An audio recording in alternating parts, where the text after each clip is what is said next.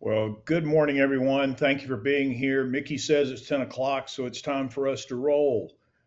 We hope you have a wonderful experience today. The presentation will be a little different than it normally is, but I think you're going to enjoy it, and I think you'll walk away with some knowledge and feeling about where we are and what's been a very volatile situation. Obviously, we hope to give you a general overview of the key issues impacting the U.S. and global economies.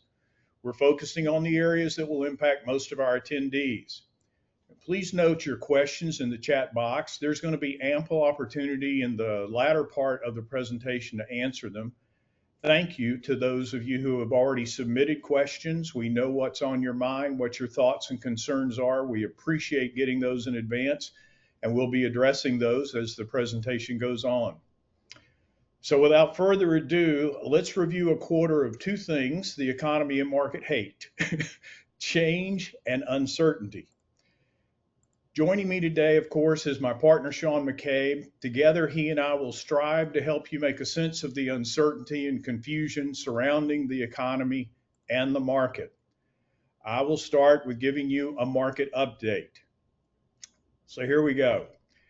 When we had our annual economic update just 3 short months ago, remember the US economy was continuing to slow. Inflation had declined but was holding steady. The Feds were pausing possible rate cuts. The economy was doing well. They would continue to monitor the incoming data and make decisions on rate cuts as that data evolved.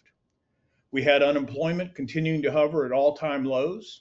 We were optimistic about the Fed rate adjustments will continue, resulting in a soft landing. Americans continued to spend money on fun with family and friends, travel, and entertainment, even if they were having to spend a lot more than they did last year.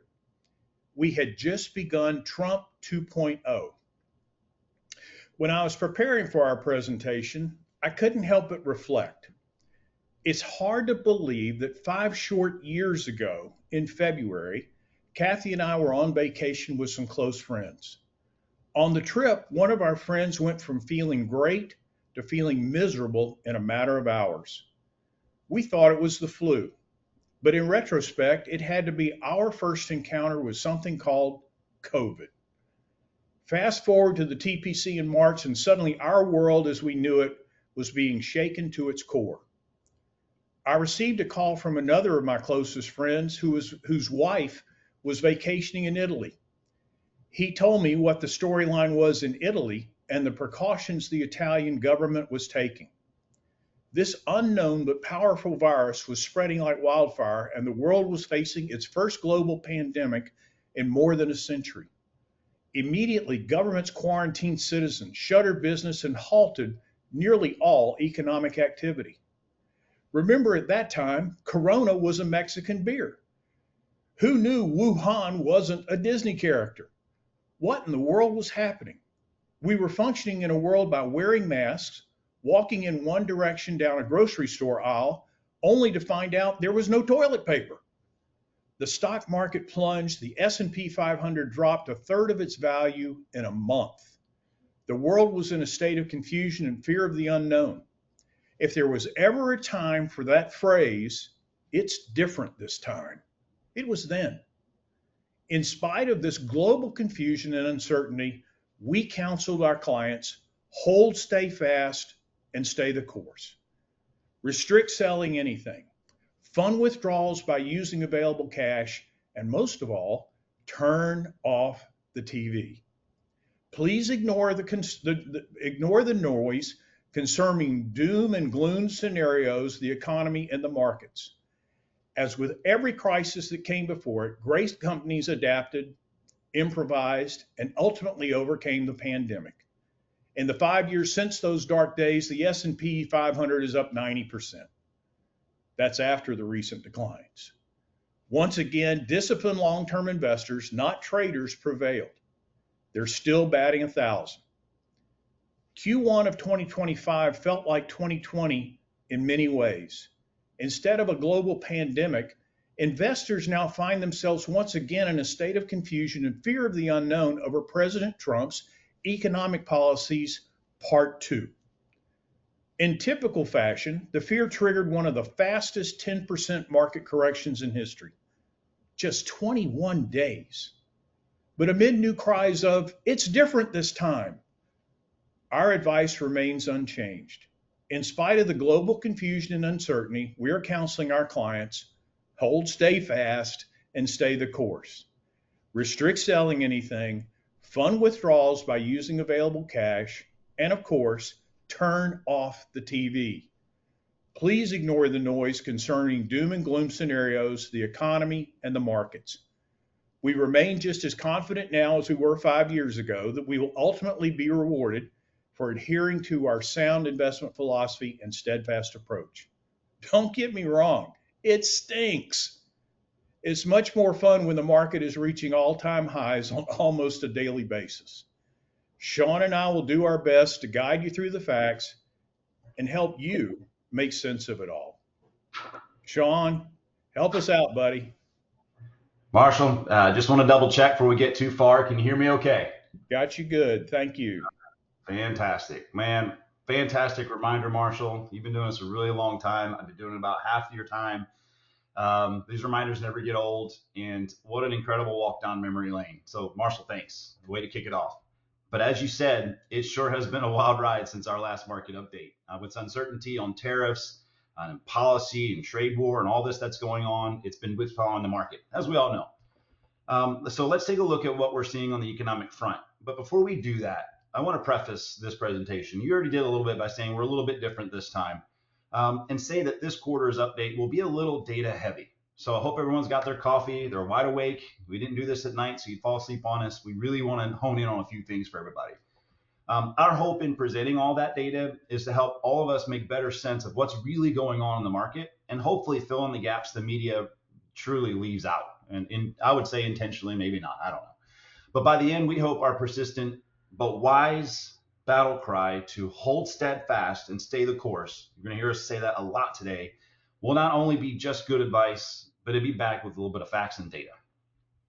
So here are six of the most important economic indicators we watch to help make sense of what's going on in all the market noise. Growth, right at the top, macro perspective growth, and that's measured by GDP. So we're going to talk a little bit about what that is, what does it all mean, how does it tie out? Inflation, we're hearing a lot of that in the media right now too. Where are we really, and why is the Fed not doing anything? Unemployment, interesting topic this quarter. I'll leave that there. Fed funds rate, the Fed's wait and see policy. Why are they waiting to see what's going on? And hopefully, some of the data that we're going to go through today will kind of answer all these questions. Marshall's going to touch on geopolitical and political issues. There's a lot of tensions out there, specifically the tariffs. I'm going to try not to say that word too many times because I know Marshall's going to talk about it. But they are not the only issue that's out there. It's just the issue du jour that the media is grabbing a hold of. And then finally, interest rates, treasury yields, bond yields.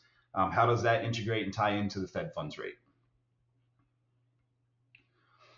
So let's start with GDP. Let's kick it off with some economic principles to help us all make better sense of essentially the rest of our presentation today and what you will be hearing in the news for the foreseeable future, which will be inflation, interest rates, tariffs, and recession. That word has been kicked around a lot lately. So essentially, what is GDP? All right, in basic terms, gross domestic product, it's a measure of a country's total economic activity. It represents the monetary value of all goods and services produced within a country. It really is the top line measure of economic growth, especially when you compare it to year. The term real GDP, the word real, it adjusts the measure of GDP for inflation. It essentially pulls inflation out, while nominal GDP uses current pricing. There's an important distinction there, how inflation affects all this. And that's because economists want to remove inflation from GDP to truly see how things are going. Is the economy actually growing from increased output, more work, more employers, more products being pushed out or services being pushed out? Or is it just the cost of goods going higher and creating prices, inflation's creating prices to go higher?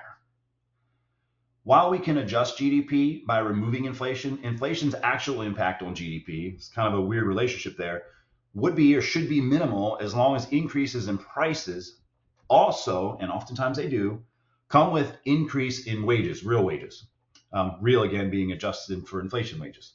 This is exactly why economists pay very, very close attention to real wages and unemployment figures. And we're going to talk about that today as well. But these two measures are huge in understanding consumer spending, whereas increased real wages would lead to growth, of course, more money flowing in the economy, consumers spend more, while higher unemployment leads to a contraction. People will go more into debt because they're not making the money they used to and they spend less. And we have some interesting data to show you shortly in current headlines on what's going on in the wages and unemployment. So we'll leave that there for now. Lastly, let's talk recession. A recession is loosely defined, very loosely defined, as 2 consecutive quarters of contracting or negative GDP, negative growth, not just lessened growth. However, the National Bureau of Economic Research, NBER, used multiple indicators to officially declare a recession. And it's not just gross domestic product, not just GDP. With that, they are often really late to the party, which means if you hear anything about GDP and recession, hear this, which means many times a recession is officially declared, but the markets have already recovered and the economy is already pushing ahead again.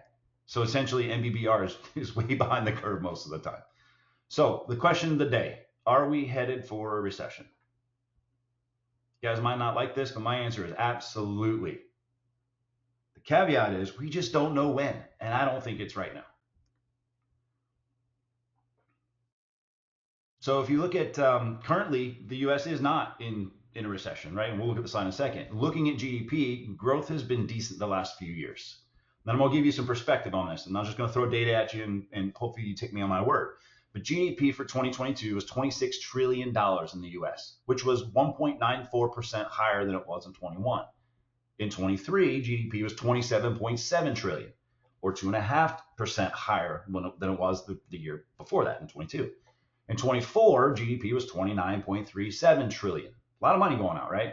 2.8% higher than it was in 23. Now, the next one I'm about to quote here is totally in the air. Nobody knows. But the expected GDP for Q1 of 25 is somewhere around 1.7. I've seen as low as growth as 0.2%, all the way up to high as 2.8. So if you hit in the middle, somewhere around 1.7 is where they expect GDP to be, growth to be for the first quarter this year. The first shot at that initial number, they always revise it, but the first shot of that initial number comes out on April 30th. So that's why we don't have that yet.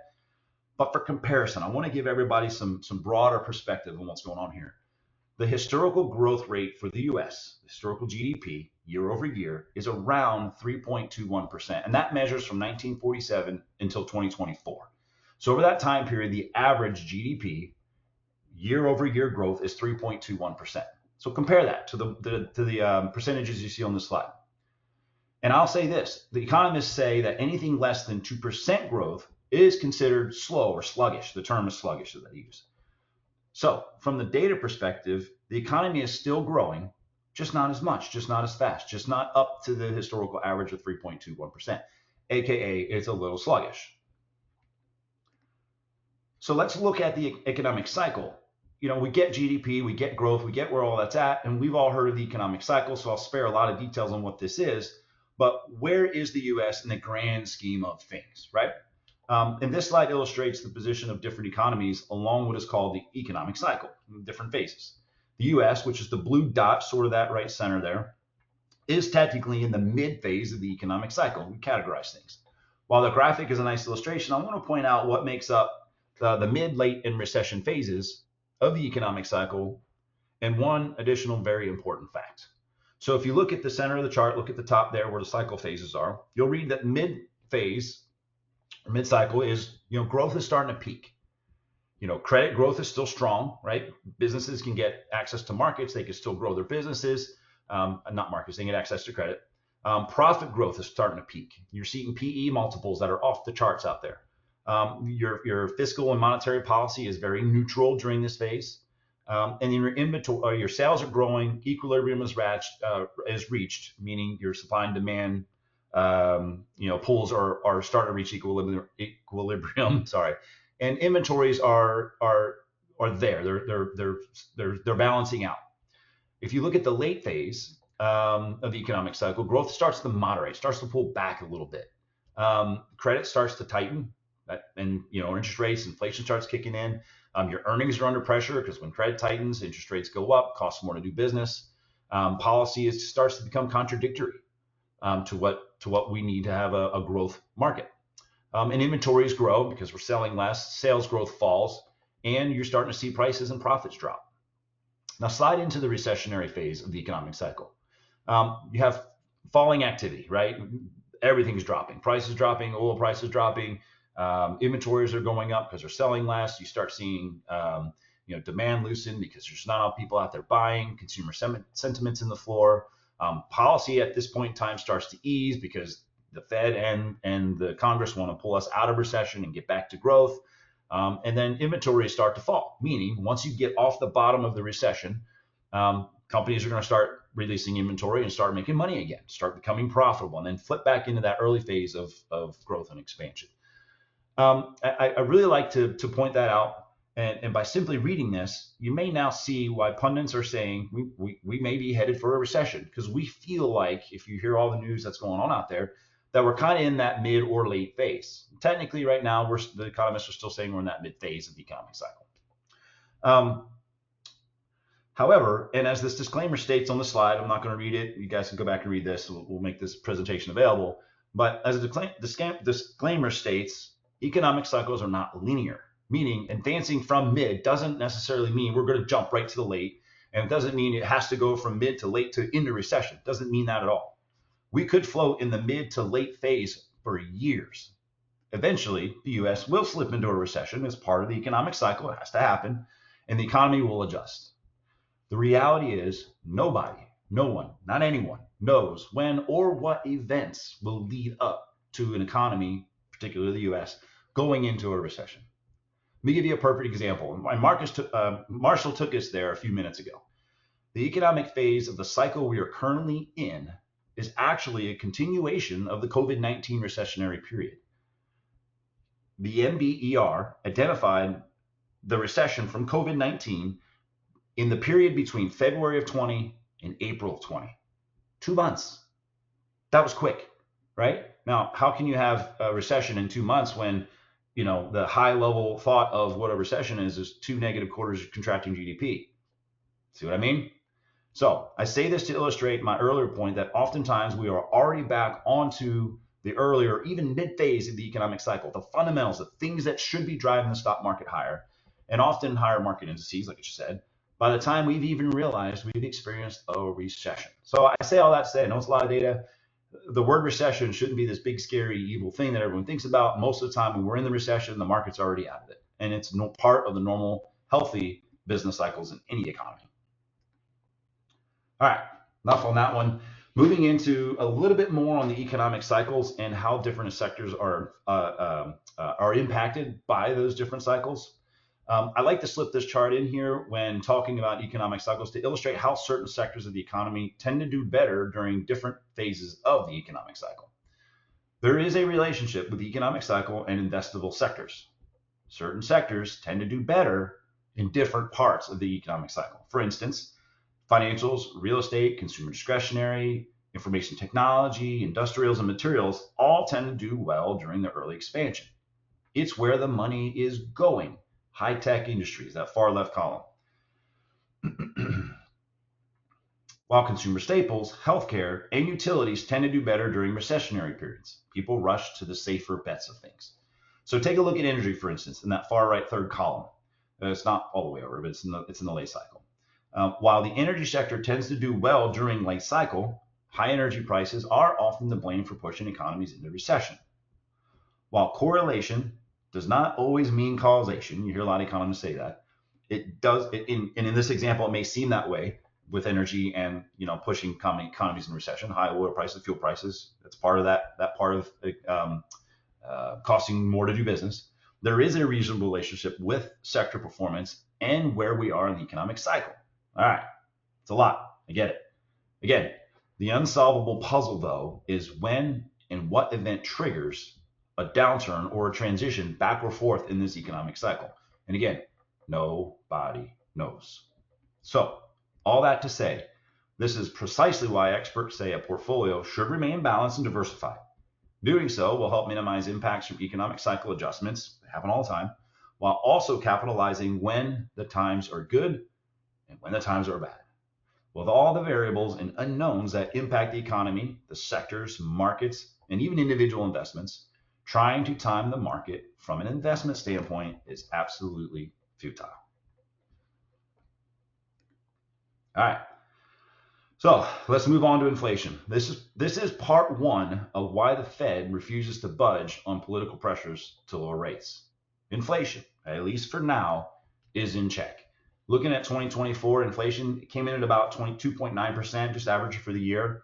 January of 25 posted at about 3%. February of 25, 2.8. March, 2.4. All right. So over the last quarter, we've seen reductions in inflation. Okay. And so I want to point back to what the Fed's dual mandate is: stable prices, maximum unemployment. So if you have inflation or consumer price index as a measure of inflation coming down, why would the Fed lower rates? So quantitatively, the Fed seeks to keep inflation around 2%. 2.4, we're pretty good, and unemployment as low as possible. So again, if so far so good, if it's not broke, don't fix it.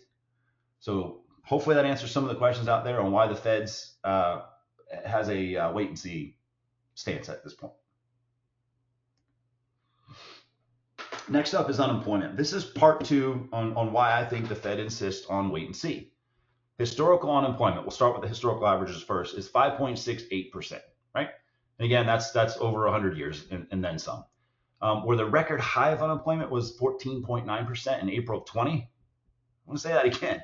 Historical unemployment in the history of our country, or at least the last 100 years, was 14.9% in April of 20. COVID. And the lowest in history was 2.5% in May of 1953. Apologize, I didn't do the research on what was going on so good there. I was just excited to see 2.5% unemployment. We are closer to the best than we are the worst. That's my point.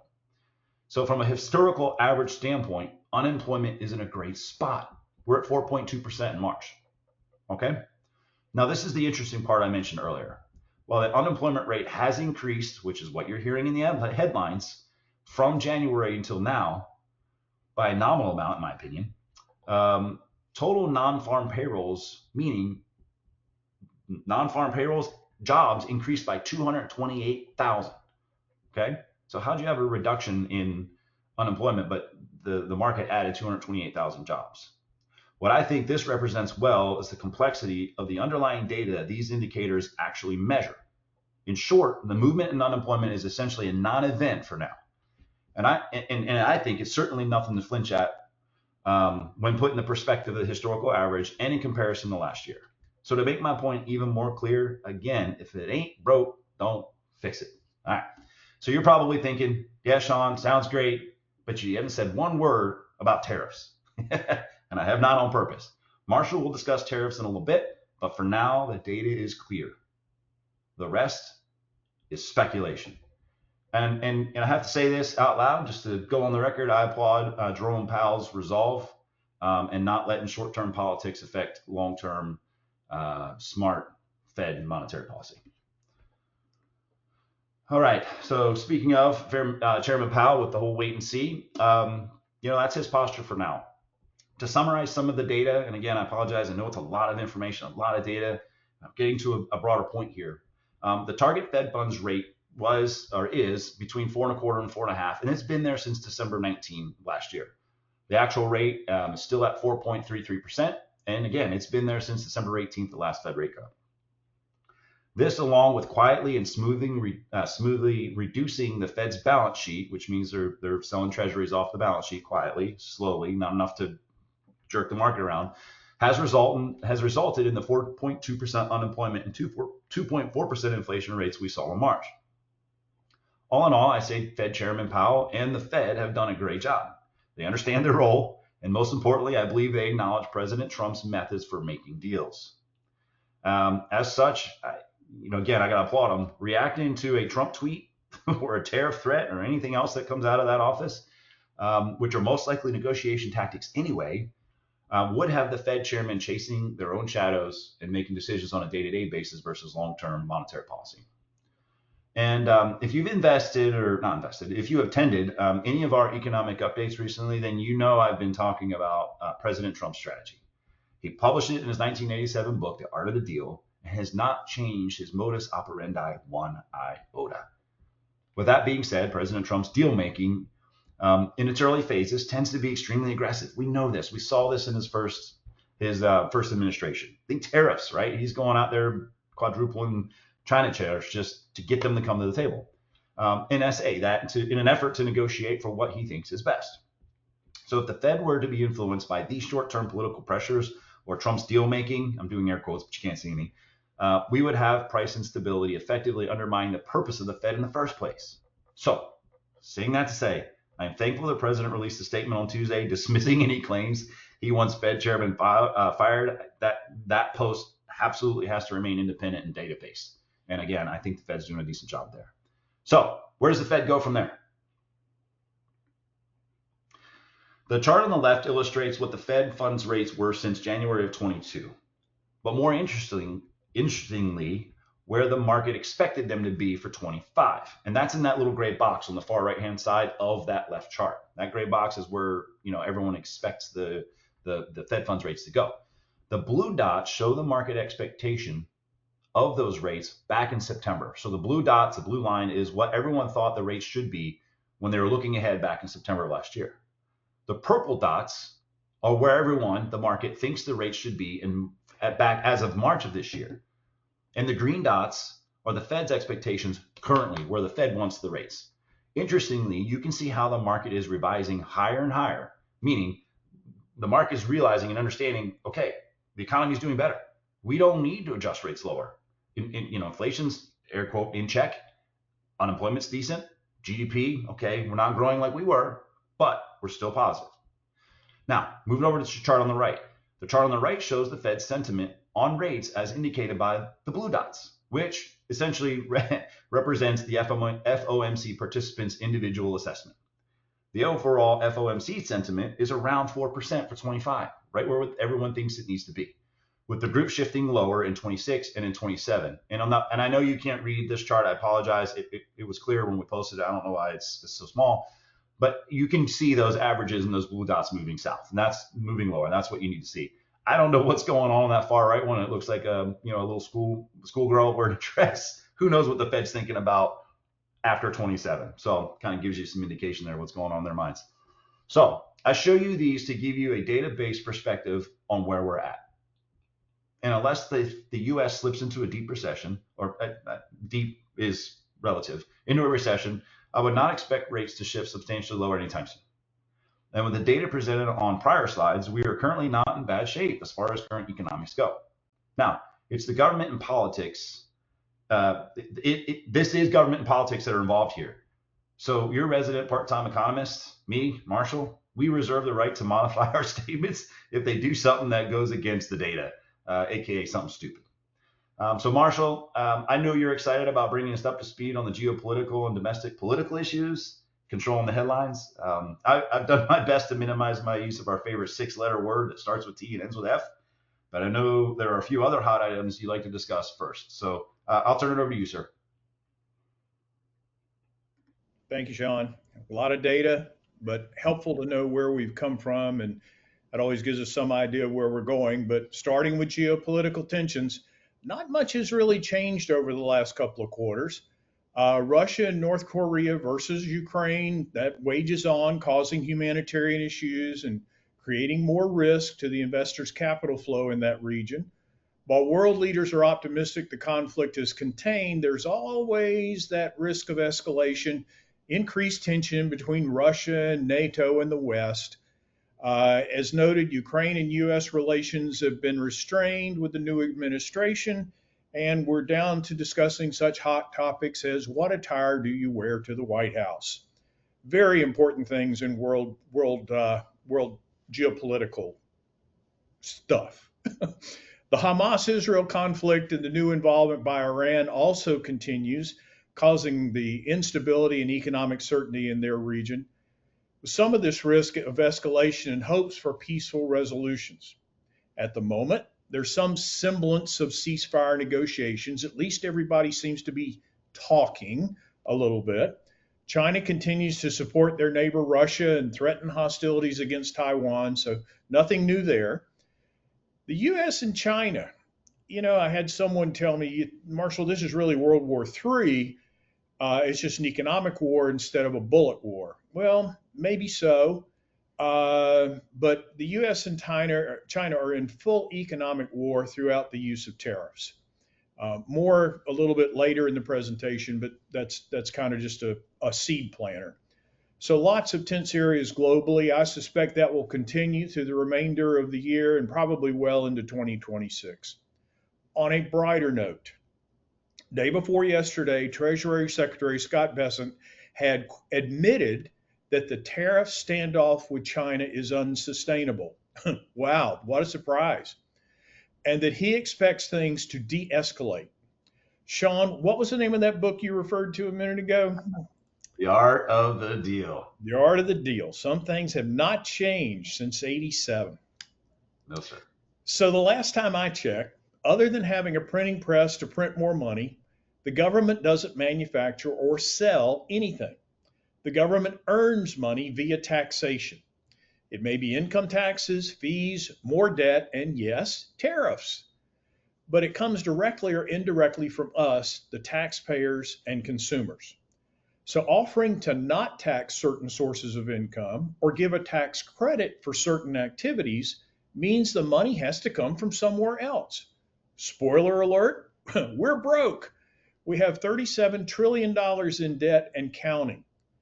In January, the U.S. debt hit its $36 trillion limit, and the Treasury Department instituted what are called extraordinary measures to buy time as Congress deliberates raising or suspending the ceiling. Without a debt ceiling decision, the U.S. might not be able to pay its bills by this summer. Should that happen, the government could have to prioritize which bills it pays, potentially raising borrowing costs and shaking up the markets. So prepare for more of the wailing and gnashing of teeth, market fluctuations, and a last-minute compromise filled with pork that kicks the can down the road. Wow, did that sound cynical? The House and Senate continue to operate as three political parties. We have the Democratic Party, the Republican pro-Trump Party, and we have the Republican anti-Trump Party. So it's not a two-party system we're dealing with right now, it's a party of three. The 90-day deferral on some tariffs until July, the need to address expiring tax laws, and the debt ceiling being reached should make for a perfect storm. A massive thunderhead coming this summer. Stay tuned. Shawn, tell us a little more about these internal political extensions. I have to say, talking about the debt, Marshall, it's a little scary, but if you look at it in a global perspective and where we are from the balance sheet and the income statement for our country, we've got some work to do, that's for sure. And whether you agree with it or disagree with it, that's why Doge is here. So I was brought up being told there were four things certain in life. Death and taxes, I think we all agree on that one. Real estate will never go down. And government employment is guaranteed. You'll never get laid off. Well, I know for sure two of those are still hold true, but real estate in 2008 proved otherwise. And in 2025, we're learning that government employment is no longer a guarantee you won't be laid off. So that being said, the Department of Government Efficiency, DOGE as they're calling it, was created by an executive order on January 20th to 25. Interestingly enough, it's scheduled to end on July 4th of 26, Independence Day. So let's see what they do. The concept of Doge, led by Tesla and SpaceX, Elon Musk, I don't think there's a person on this call that didn't know that, is to create a smaller government with more efficiency and less bureaucracy. Sounds great, right? Headlines have been fairly silent, I believe, on the inner workings of Doge's results. There's still mixed feelings out there. It's still early. It's only been in existence for 4 months now, maybe in some change. No, right around 4 months, actually. 3 months, sorry. Anyway, however, in official government site, if you go to doge.gov, https doge.gov/savings, the government's reporting that they've already saved $160 billion in estimated savings for taxpayers thus far, with federal spending accounting for about 23% of GDP in 24, I'd be remiss without saying that we will see some impacts on GDP if Doge is successful. To that point, though, I wouldn't be surprised if we saw not much movement in GDP, only because I would hope that that money comes back into the economy through lower taxes or more efficient government spending. I've never seen the government give up money, but we'll see. So let's move on to the next subject. I think what you're going to notice, speaking of money coming back into the economy, once the tariff war is settled, the next headline is going to be about fiscal policy. And what I mean on that side of it is tax, right? The monetary, the fiscal policy on debt and everything else is being addressed by Doge spending, and then the other side of it is tax. With that, we promise to keep everyone informed of changes to tax law.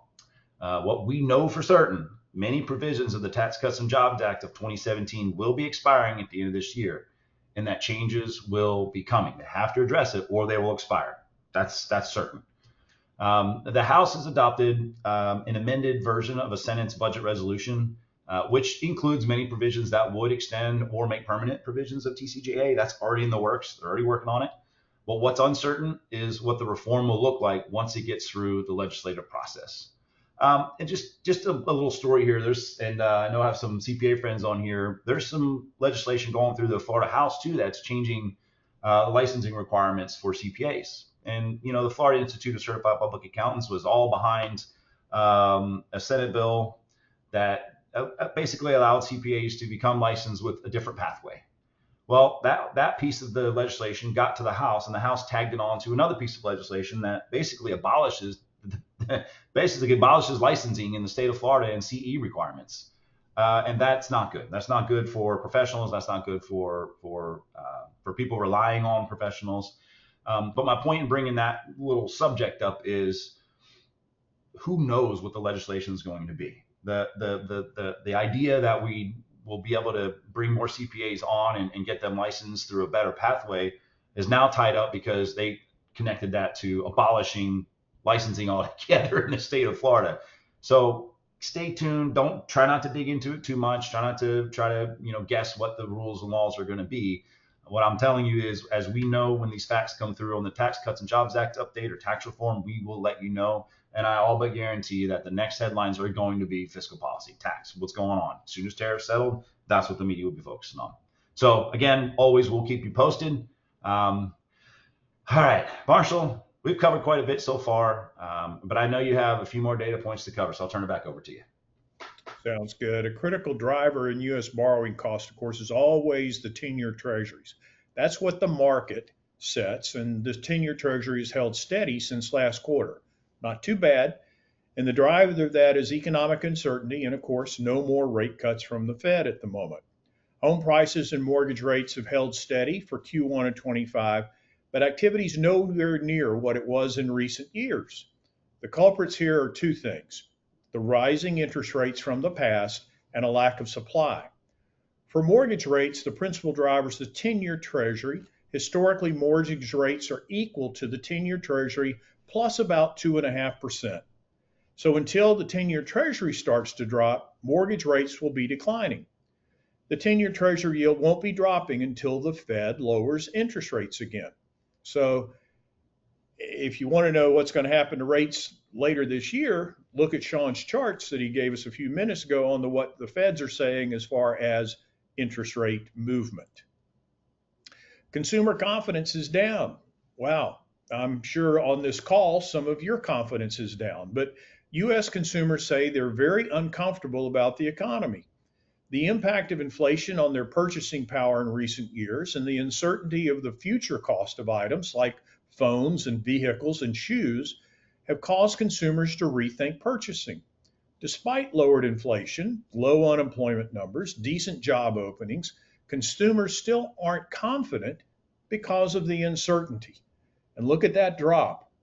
I mean, we're going back to September. It hit 99, right at the height of the political campaign, when we had two political parties telling us how the world was going to come to an end if you didn't vote for them. And now we are 6 months later, and it's even 10% lower than that. So a lot of uncertainty and a lot of discomfort out there may be the way to do it. But then we get into the leading economic indicators. And this is interesting. Despite a slight decline, the LEI continues to remain steady, which contrasts what the consumer's confidence lever indicated from the previous slide. The interesting thing is that during the presidential campaign, LEI dropped more than we had seen in the tariff period of 2025. It'll be interesting to see how this plays out in the coming months, but there's just contradiction going on here. So, to summarize, consumers are feeling worse about the economy than the economy actually is. All right, when Shawn and I were planning on doing the presentation today, I missed the thing when he said we were going to arm wrestle to see who had to talk about tariffs. And if you've seen Shawn's biceps versus mine, you know why I'm the tariff guy. I got to present this one. So here we go. A little history lesson. Between 1948 and 1994, members of the General Agreement on Tariffs and Trade, GATT, would meet and negotiate mutually agreeable tariff rates relating to global trade. This is how you kind of kept things balanced. Part of the reasoning for tariffs in the late 1940s, a little history here, was that the U.S. manufacturing machine, thanks to Rosie the Riveter, was a great manufacturing machine. America's building cars, they're building houses, they're doing great. Europe, on the other hand, was having to rebuild its basic infrastructure because of all of the war. As a result, the concept came up through GATT, hey, let's help Europe and other countries rebuild. We'll let you charge a tariff on US made items so that people will be more attracted to your items in your own country, and they'll buy more of those and rebuild the global economy. That sounds noble as heck. Now, this group would later become the World Trade Organization in 1984, and the idea was to help create uniform tariff rates. For the first time, American producers flourished post 1948, but in the 1970s, there started a decline in the US industry. Global competition from low-cost producers was too much to overcome, and low import tariff rates continued or offered no US protection. Globalization of trade continues to dominate the world economy. Okay, let me take you back. I'm in college, and one day I walked out to the parking lot in the early 70s, and I saw a Honda car. Now, I was used to Honda motorcycles, but I saw a Honda car. It was a buddy of mine in one of my classes, and I'm like, dude, what's this? Well, Honda, Toyota, Datsun, wasn't Nissan, it was Datsun back then, began bringing Far East goods into the United States, no tariff. And they were manufacturing them at a lower rate than we were in the US for a similar vehicle. Well, you can only look in probably many of your own garages to see what happened to those three companies in the last 50 years. It's been phenomenal. As a result, we're a net importer of goods and a net exporter of services. We import clothes, electronics, cars, and industrial materials. We export things like software, financial services, and telecommunications. Add them together, but we're still running at a large trade deficit. So what really is a tariff? It's simply a consumption tax. Let me give you an example. I like pub subs. For those of you who aren't in the South or shop at a grocer other than Publix, a pub sub is nothing but a sub sandwich from Publix. Let's say, we're going to use this for example, I like a turkey and cheese sub from Publix. I have two choices. Option one, I can go to the sub counter and I can order my sub with turkey, cheese, and mayo. Done. Option two, I can go down the aisles and I can buy a sub roll. I can buy some turkey, I can buy some cheese, I can buy some mayo. With option one, when I check out, the state of Florida is going to impose a tariff of 7.5% called a sales tax on my completed sub. With option two, no tariff, no sales tax is imposed on my ingredient purchase. I have to go out to do a DIY sandwich maker job and have my personal tailgate in the parking lot. The same is true for international tariffs. If you buy something, you pay a tax on it. If you buy American or choose not to buy, there's no tax. Florida's been taxing the tourist, a tariff. As you purchase your Disney ticket, you pay sales tax. If you stay at a resort hotel, you pay a sales tax and you pay a 6% tourism tax. The burning question is, where's the tariff revenue going? What will it be used? Will it be used to reduce the deficit? Will it be used to reduce the US debt? Will it be used to reduce corporate or personal income tax rates? Or my personal most likely scenario, Congress will find some way to spend it. Ultimately, the consumer pays for it. Let's say that XYZ company sells toilet paper. Suddenly, they must pay a tariff to import their toilet paper. They have a choice: have a lower profit and anger their shareholders, or pass it on the consumer. Obviously, it gets passed on to the consumer. So there's your tariffs 101. And I apologize for having that, but hey, we had to talk about it. So let's talk about investing in economic times. As I always say, I love this side. I guess times were a lot certain last fall.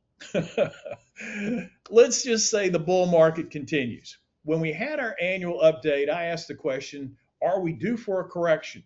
Keep in mind, corrections are declines of 10% or more, but less than 20. Well, we got it.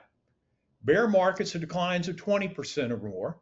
As you can see, the recessions are on the chart. They're the gray. We had a brief one back in 2020, Shawn alluded to, but been clear sailing since then. But you can also see that we get recessions, but they don't seem to last a long time when you look at the chart.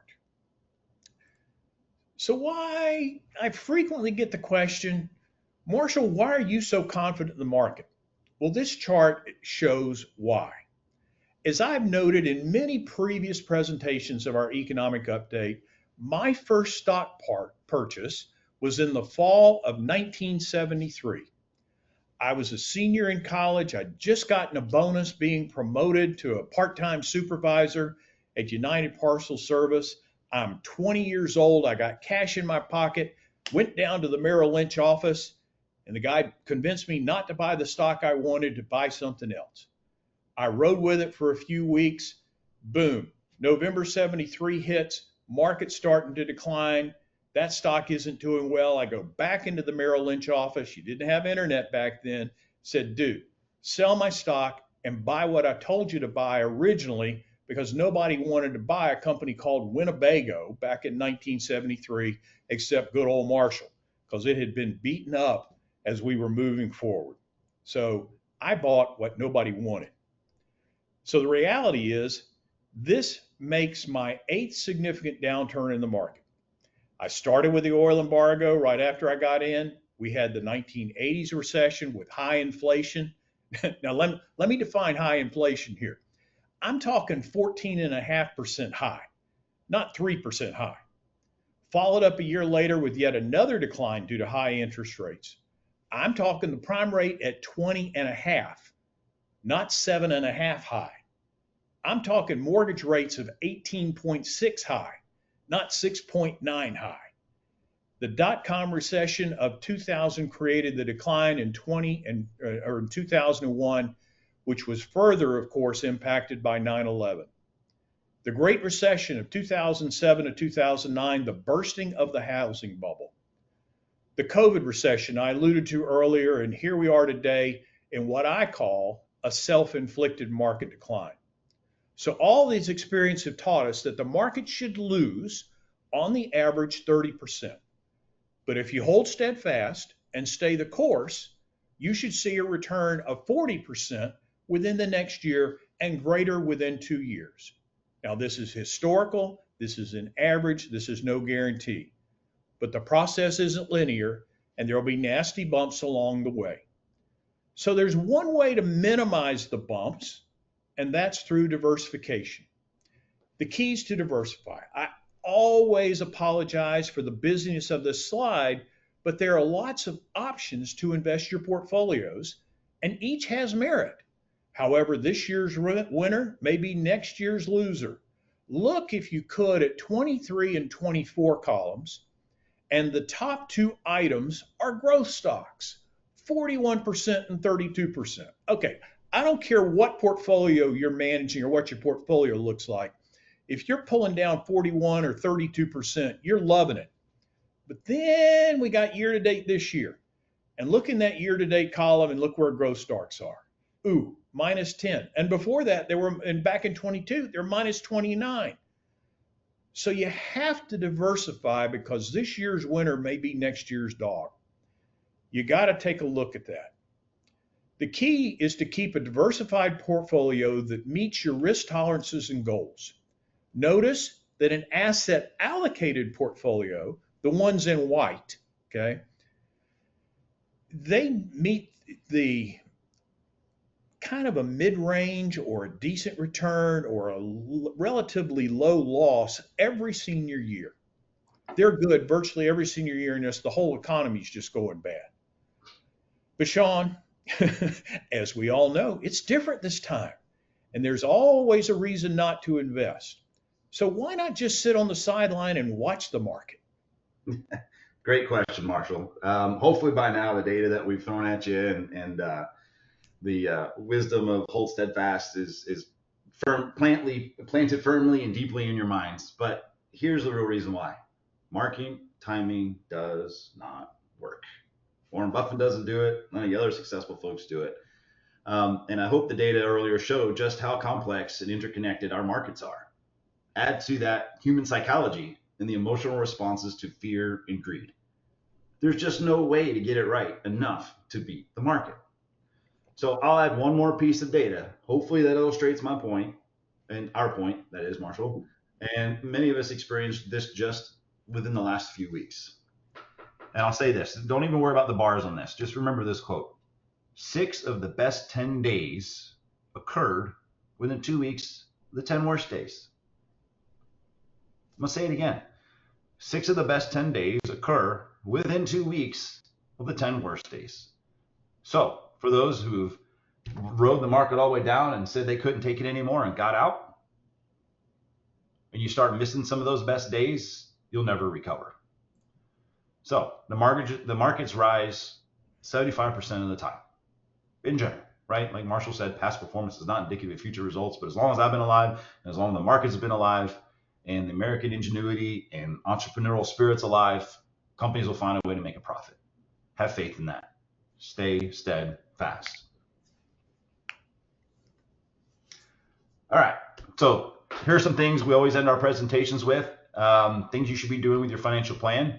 Hopefully you can see how the data backs up the wait and see posture of the Fed, and Marshall and I's hold steadfast and stay the course for you and your portfolios. Now, sound economics, which we got a little bit into today. Again, we like to apologize for all the data because sometimes it gets a little dry and boring. But if you really go back and listen to this and tie it all together, hopefully it makes more sense.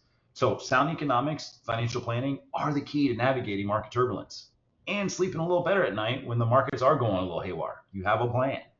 Your financial plan should clearly identify how to achieve and protect your financial independence, period.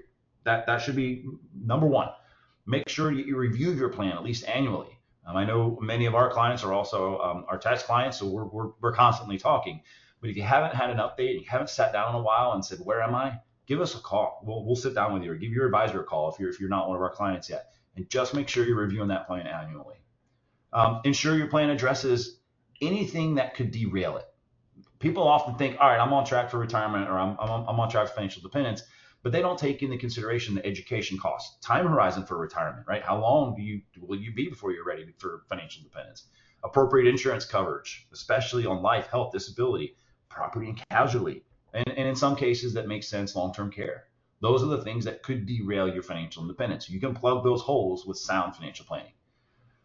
What you get when working with a CPA financial planner, like Marshall and I, is a keen eye on tax saving strategies, especially when a business is involved. There's so much you can do that your business should be involved with your personal financial planning and vice versa. Your plan should be tax efficient. And last but certainly not least, please, I'm begging everybody on this call, start here. Ensure your estate plan stays up to date. I can't tell you how scary it is when somebody passes away and they didn't update a beneficiary on an IRA, for example. Once that person's deceased, there's absolutely nothing that can be done. So make sure you're updating your plans. And if you don't have an estate plan or even know what that is, please give us a call. We can definitely help you out and point you in the right direction. So, Marshall, I think that's about enough for me today. Do you have anything else for us? Oh, Shawn, I've always got something. For those of you with questions, please don't hesitate to type them in the chat box. We're always good for those. But as I mentioned earlier, we had some things come in earlier, and I appreciate it. Um, Shawn, I want to ask you to handle this first one. Okay. Um, what direction do you anticipate interest rates moving in the coming months? Oh, so that one came in before the presentation. I hope that's answered. But just in case, Fed rates, I believe, will be steady. And even though some volatility at the moment, even though there is some volatility in the bond market at the moment, I believe it will settle down as long as the Fed rates remain pretty steady. So short answer to that question is I think we'll be flat. Sounds good. Yep. The tone of this question to me reflects the tone of many folks that I've spoken to, and I'll read this for you. These are the exact words. Do we panic and convert our 401k to other forms of retirement? That's a panic question. And so keep in mind, there are three basic investment opportunities that you can put your dollars into. Number one is what I call currency denominated. That's things like treasuries and CDs and bonds. They don't grow, they give you a return, but if the currency declines because of inflation, you might lose purchasing power, more purchasing power than you earned on it. And so as a result, between inflation and taxes, those can be a challenge for you, especially if you're going to live for a while and like to go to Publix and get a pub sub. A lot of commercial for Publix today. So then we have commodity based. Now that's stuff like gold, silver, and most recently Bitcoin. These don't give you any return. And I'm going to use this is a Warren Buffett-ism. Those types of things, and he was referring specifically to Bitcoin, are what he refers to as who's the bigger sucker. Who's going to want to pay you more for it is the only way it grows. Doesn't pay any dividend, doesn't produce anything. It's just somebody thinks it's worth more. And then I always reflect, I had a client talking about during leading up to and during the pandemic, one of the things they did from an investing was they bought gold ingots. And they said, if things go wrong, you can always go to Publix with your gold ingot. And I can only visualize this person going through the checkout, and there's this nice person there checking you out, and you try and hand them a gold ingot. Excuse me, the tongue isn't working there. And I can just see this person just staring back at you like, A, what is this? And B, what am I supposed to do with it? But C, where's your debit card? Let's move on with this. So commodity standpoint, like Bitcoin, and obviously it's very popular because it's had tremendous swings both ways. You're looking for either the bigger sucker or the next fool. Earnings-based things like stocks, income-producing real estate, and businesses, you can value these based on their PE ratio. If a company, a large company that provides, and I keep hopefully going on this particular product, toilet paper, you pretty much know how much toilet paper they're going to sell on a given year, what their profit margin is, and you can pretty much guess this is what the company's going to be worth historically. Makes things a lot easier, but that's an earning-based investment. So don't throw the baby out with the bathwater and get rid of your whole retirement plan just because we're having a downturn in the market. If you're in some things that you probably shouldn't have been in a retirement plan anyway, maybe adjust those. But the reality is always invest in solid companies that actually do things. A follow-up question on the Bitcoin from another participant. Do you think a diversified portfolio should carry some Bitcoin securities traded on the major exchanges? If you think that there's going to be someone who will pay you more for your Bitcoin a year from now than today, fine, put some in there. I just wouldn't bet the farm. Disclosure, I do not own Bitcoin and I never have owned Bitcoin. So I have to disclose that as well, since that's kind of a specific security. Shawn, okay, enough of me and my investing bad habits. Do you think social media is a big influence on the stock market? Trump tweets. Need I say more? So short term, yes, they are. The social media does have influence on the stock market, especially when the president of the free world goes out and puts policy out on social media. But I will say long term, it becomes less about emotion and what's happening on social media and more about the fundamentals. And that's actually a perfect segue into why we went so deep today. Because it's not just about the high level social media headlines and news media headlines, because they're not telling you the whole story. Nobody is, except for us today. And we even tell you the whole story. There's thousands of other indicators that underpin everything we talked about today. So we'll leave that there. All right, you touched on recession, so I'm going to let you take this one. With the possibility of recession, okay, you gave possibility, you didn't give us probability. On the near horizon, what is the best investment strategy given that my investment accounts have taken a substantial hit in the past several weeks? All right. You've heard us say it probably about 6 times, maybe 8 throughout the session. I'm going to say it again. Hold steadfast and stay the course. Marshall, I think you've been through 8 major corrections. I've been through 4 in my 18 years in this business. And I'm telling you, each time I've been through one, it does feel different this time. I mean, especially COVID. You went there earlier. My goodness, the economies were shut down. Record unemployment, historically record unemployment. That's huge. But in reality, as long as you hold fundamentally sound companies, you will be just fine. Think of it this way. I know a lot of you own business on here. And I had this conversation with another client the other day, who sold his business, right? And you start looking at, okay, you've owned a business all these years, you've earned income all that, you know that business, and you've spent all these years saving up your money, and now you're taking your money and you're putting in all these other businesses, aka stocks, right? Well, now you get to sit back as the chairman, not legally or officially, but the chairman of your investments and see how your companies are doing. And if you were to strip away all the social media and all the stuff that's going on that we're talking about, and just look at the underlying financial statements of these companies, they're still doing well, even when the market's down. So saying that to say that if you are a client of ours and you're concerned about this, give us a call. We'll definitely run through your individual investments in your portfolio and just explain why we hold them, why we think they're going to do well, otherwise they wouldn't be in there. And we can even get the money manager on the call with us too, if you want to go that deep. For anyone on this call who's not a client and you're upset, I'm not sure who this question came from, and you're just not confident in your investments, give us a call. Marshall and I don't sell anything. We provide a service. We're here to help you and support you. We'll run through your portfolio and see what you've got and maybe give you some advice on changing things around. But know that we're going to be looking at your financial planning first. And that's most important, because your investments should be tied out to your financial planning. Full stop, period, the end. So general rule, hold steadfast, stay the course, markets come back. Secondarily, make sure your investments are tied out to your financial planning. It makes holding steadfast and staying the course better. All right. Hopefully I answered that, Marshall. You got it.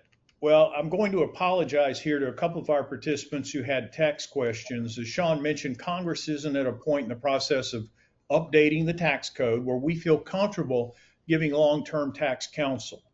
As we know with Congress, today's absolute could be non-existent tomorrow. So our promise to you is, as soon as legislation is passed to the point of becoming law, we'll be here for you, and we will be telling you, here's what the rules are. Now, here's the best way we see to play the game. Takeaway from today: always build your investment portfolio with companies whose profits are not tied to politics. Regardless of what happens in the economy, or is it happening in the White House, or who tweeted what, or who threatened what, people will continue to use their Charmin, they'll continue eating, taking their drugs, and using their cell phone. So we encourage you to please remember to follow us on social media, to scan the QR code, and you'll always be linked to our resources. I do have to share with you, we did have a typed in question that I did not want to bypass. And one of our listeners, viewers today wants to know, how did the Winnebago investment go? And the answer is fantastic. As Mr. Buffett has taught us, buy stuff that people don't want and sell it when they think it's fantastic again. And that was absolutely the case with the Winnebago stock, my first selection holding. I mentioned too, when I taught finance at Jacksonville University, uh, we would always take a field trip with my investments class, and we would go, here we go again, we would go to Publix right near JU, and you had to find a product or an aisle in the grocery store that did not have a product from a specific holding company, and I'll name it. It was Procter and Gamble, and we would literally have them go down the aisles. You couldn't go to produce, you couldn't go to meats, but if you went down any other aisle, you would find a product that people would use, and it was just an introduction to how ingrained different major companies are that we don't even know what they produce, but solid companies prevail. To wrap up, if you know someone who would benefit from our webinar, we'll be offering a recording of today's presentation on the McCabe Gunn YouTube channel later today. Once it's posted, we will email you a link if you registered and are present with us. And as always, feel free to share it with your family and friends. We appreciate the opportunity to continue to talk to others. Should Congress pass any meaningful tax law in the interim or market conditions warrant, we'll hold a special presentation to keep you informed. So watch your email for any details that may arise. As always, thank you for joining us. We appreciate the opportunity to be of service. We look forward to meeting with you soon. And stay safe, stay steadfast, and hold the course. That's all we know to tell you, and we hope you found this worthwhile. Have a wonderful day. Take care.